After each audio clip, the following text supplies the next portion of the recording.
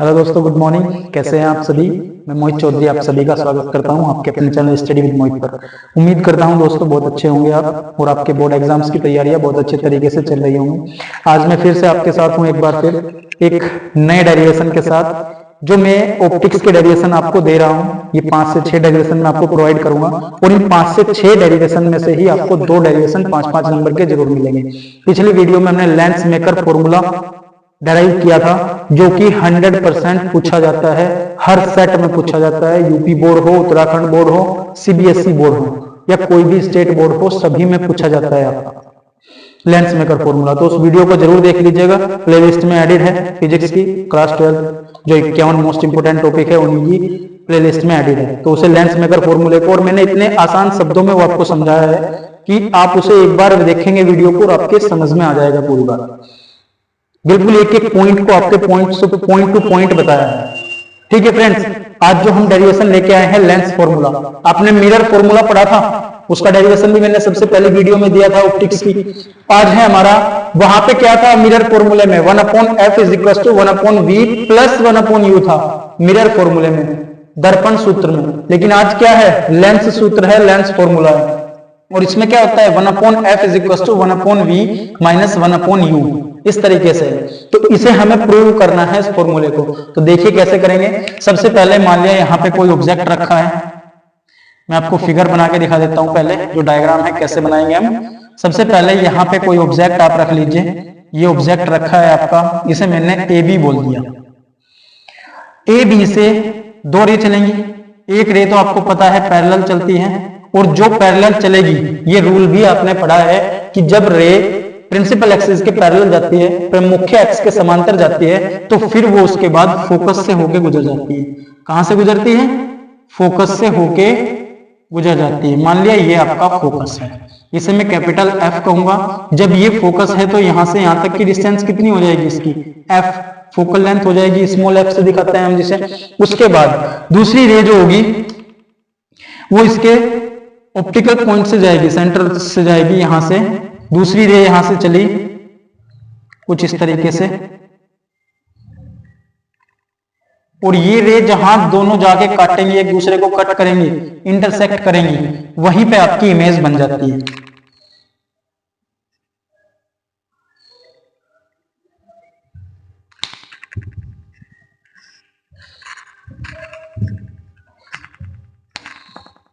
Diagram को अपने exams में भी अच्छे तरीके से रिप्रेजेंट करिएगा।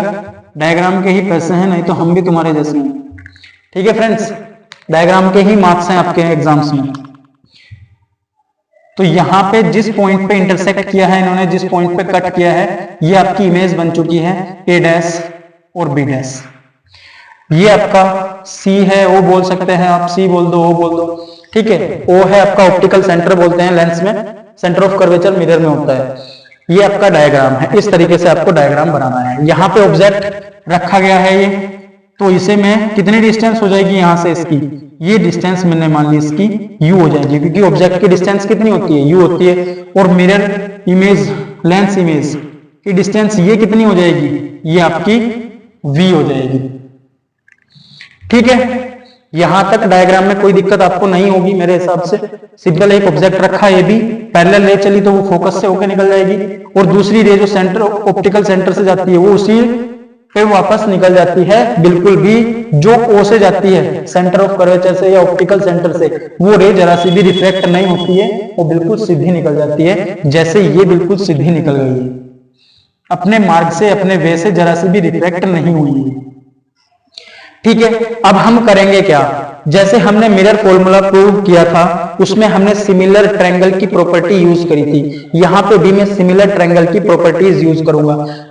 परिभाषा या जो इसकी लैंग्वेज है वो आप लिख लेंगे। माना एक लेंस MN है, जिसमें ए बी एक ऑब्जेक्ट रखा गया है u दूरी पर, जिससे एक रे मुख्य अक्ष के समांतर चलती है, वो फोकस से निकल जाती है, और जो आपके ऑप्टिकल सेंटर से जाती है वो बिल्कुल सीधी निकल जाती है। जहां पे ये दोनों रे कट करती हैं, वहां पे ए डैश बी डैश आपका क्या बन जाता है? इमेज बन जाता है, प्रतिबिंब बन जाता है। तो अब क्या करेंगे? सबसे पहले इसमें 2 ट्रायंगल लेंगे हम। कौन कौन सा ट्रायंगल? एक तो ये ट्रायंगल ABO में, और दूसरा OA' B' में। त्रिभुज ए ओ बी तथा त्रिभुज ए डैश बी डैश ओ में या ए डैश ओ बी डैश में।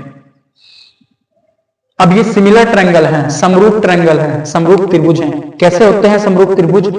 मिरर फॉर्मूले में भी हमने यही प्रॉपर्टी यूज करी थी। एक बात बताइए, ये एंगल इसका 90 डिग्री है या नहीं, और इसका भी एंगल 90 डिग्री है, तो हम इसे क्या कह सकते हैं? Angle B A O is equal to किसके हो जाएगा? Angle O A dash B dash के, या ऐसे बोल दो angle B dash A dash O के। यही तो है, एंगल ए 90 डिग्री है, इसमें भी एंगल ए 90 डिग्री है डैश। दूसरा एंगल, ये दोनों एंगल आपस में इक्वल होंगे, क्यों? क्योंकि इक्वल एंड अपोजिट एंगल है। तो यहां से एंगल बी ओ ए किसके इक्वल हो जाएगा? Angle B dash O A dash के। और जब दो एंगल किसी ट्रायंगल के इक्वल हो चुके हैं तो तीसरा एंगल खुद ब खुद इक्वल हो जाएगा। तो तीसरा एंगल क्या बचा? Angle B. तो इसे मैं कह दूं angle A B O is equal to angle A dash B dash O, ये आपस में इक्वल हो जाएंगे। तो इस ट्रिपल ए प्रॉपर्टी से हम क्या कह सकते हैं, जो मैथ में पढ़ी थी आपने, ट्रिपल ए प्रॉपर्टी से कह सकते हैं triangle A O B similar triangle हैं किसके? A dash O B dash के। ठीक है फ्रेंड्स, सिमिलर ट्रायंगल आगे। अब हम सिमिलर ट्रायंगल की प्रॉपर्टी यूज करते हैं इन दोनों ट्रायंगल में। कौन कौन से ट्रायंगल में हमने किया है? एक तो ये ट्रायंगल लिया है आपका,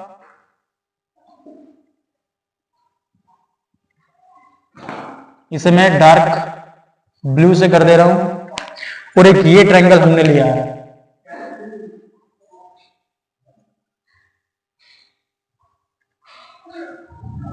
जिससे आपको हाईलाइट रहे हैं ट्रायंगल, इसलिए मैं इन्हें हाईलाइट कर रहा हूं।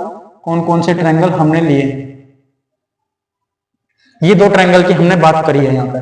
तो इन दोनों ट्रायंगल में अब हम सिमिलर प्रॉपर्टी यूज करेंगे सिमिलर ट्रायंगल की, और वो क्या होती है? समरूप त्रिभुज की प्रॉपर्टी, कि उनकी संगत भुजाओं का अनुपात सेम होता है, करस्पॉन्डिंग साइड का जो रेशो होता है वो सेम होता है। तो इसकी ये साइड लेता हूं अगर मैं ए बी अपॉन इसकी बेस लंब अपॉन आधार लू ए बी अपॉन ए, तो किसके इक्वल होगा वो? या ऐसे रेशो ऐसे भी कर सकते हैं आप कि इसकी ये साइड लो और इसकी ये साइड लो, तो A B upon A dash B dash is equal to इसका बेस लो, इस वाले ट्रायंगल का भी बेस लो। इसका बेस क्या है? ओ ए, और इसका बेस क्या है? ओ ए डैश। तो ये आपकी इक्वेशन फर्स्ट आ जाएगी यहां से। ठीक है फ्रेंड्स, यहां तक कोई दिक्कत परेशानी आपको नहीं होनी चाहिए। A B upon A dash B dash is equal to O A upon O A dash आ गया। अब दूसरे दो ट्रायंगल लेते हैं हम, कौन कौन से?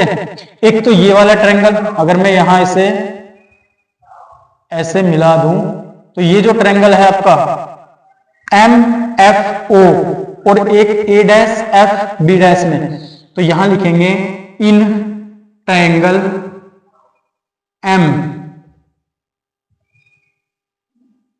ओ एफ तथा F A dash B dash में, इन दोनों को भी हम सिमिलरली प्रूव कर सकते हैं। सिमिलर कैसे कर सकते हैं भाई? ये वाला एंगल इन दोनों का 90 डिग्री है। अगर मैं कहूं angle M O F is equal to angle F A dash B dash, तो ये किसके इक्वल हो जाएंगे? 90 डिग्री है इसलिए इक्वल है। दूसरा एंगल, ये वाला एंगल और ये वाला एंगल, ये भी दोनों इक्वल है क्योंकि अपोजिट एंगल है, तो ये हो जाएगा M F O is equal to किसके? Angle A dash F B dash के, इक्वल एंड अपोजिट एंगल, विपरीत एंगल है एक दूसरे के। और जब दो एंगल इक्वल होगी तो तीसरा अपने आप ही हो जाएगा, कौन सा? Angle O M F is equal to किसके हो जाएगा? Angle F A dash B dash के। यहां से आप कह सकते हैं कि त्रिभुज एम ओ एफ समरूप त्रिभुज हैं F A dash B dash के। आप इसे नहीं भी करना चाहते इस वाले पार्ट को तो कोई प्रॉब्लम नहीं होगी आपको। ये जो मैंने सिमिलर ट्रायंगल प्रूव किया है, अगर आप इस वाले पार्ट को नहीं भी करना चाहते तो भी आपको कोई प्रॉब्लम नहीं होगी डेरिवेशन में। आप डायरेक्ट यहां से कर सकते हैं कि हमने दो ट्रायंगल सिमिलर लिए हैं, तो इनका ये रेशो आएगा। और इसमें भी सेम कर सकते हैं। इसमें कौन कौन से ट्रायंगल हमने लिए हैं, एक तो ये ट्रायंगल, इसे मैं हाईलाइट कर रहा हूं ग्रीन कलर से।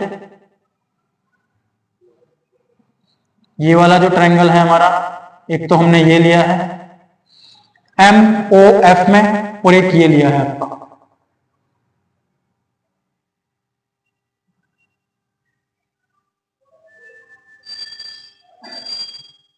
अब हम इन दो ट्रायंगल्स की बात कर रहे हैं। ठीक है फ्रेंड्स, तो अब इनका भी रेशो लीजिए। पहले हमने इस वाले का ये वाला रेशो लिया था, तो ये रेशो लेते हैं इसका, क्या हो जाएगा MO। तो इसका भी परपेंडिकुलर का रेशो लीजिए, A dash B dash is equal to इसका बेस क्या हो जाएगा OF, और इसका बेस क्या हो जाएगा FA डैश। एक बात बताइए, जब ये यहां ऑब्जेक्ट रखा था और ये इसके समांतर रेखा जा रही है, तो ये भी तो सेम ही होगी किसके, MOAB के सेम होगा।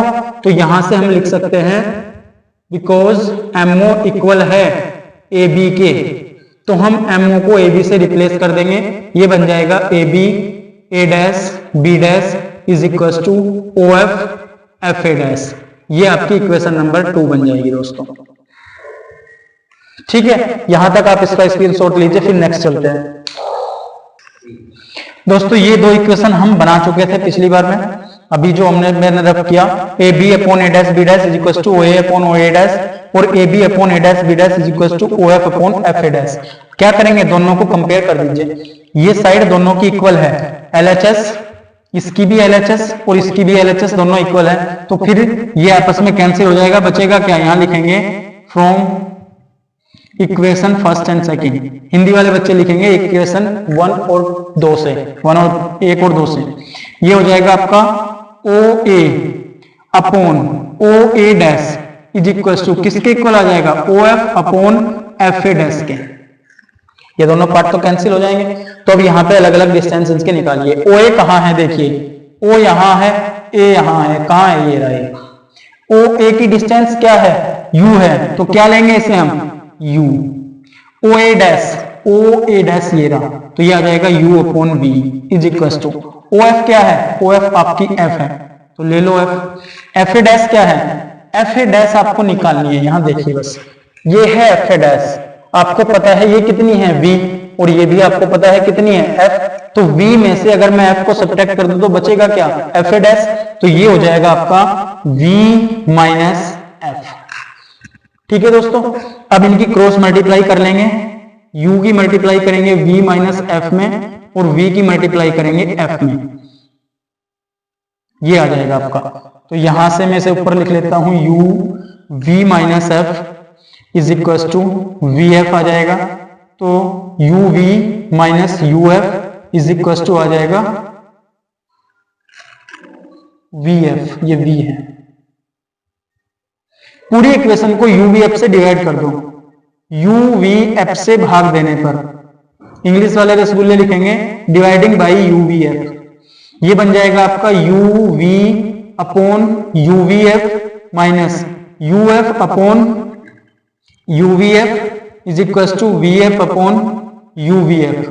VF से VF खत्म, UF से UF खत्म, UV से UV खत्म, बचा क्या 1 upon F minus 1 upon V is equal to क्या बचेगा 1 अपॉन U। स्टॉप। एक मिनट दोस्तों, यहां पे ये जो U हमने लिया है, क्योंकि ये लेंस के इस साइड है, तो U आपका माइनस का होगा। ये माइनस की प्रॉब्लम थी यहाँ, तो ये माइनस का U होगा। और जब इसके अंदर मल्टीप्लाई करेंगे तो ये माइनस का UV आएगा और ये प्लस का UF आएगा। तो ये माइनस का आएगा और ये प्लस का आएगा, तो ये माइनस का आएगा और ये प्लस का आएगा। और जब हम इसे इस साइड ले जाएंगे और इसे इधर ले आएंगे, तो ये बन जाएगा आपका 1 upon F is equal to 1 upon V minus 1 upon U। हमने U माइनस क्यों लिया है, क्योंकि ये आपके लेंथ से इस साइड है और इस साइड की डिस्टेंस हम माइनस लेते हैं।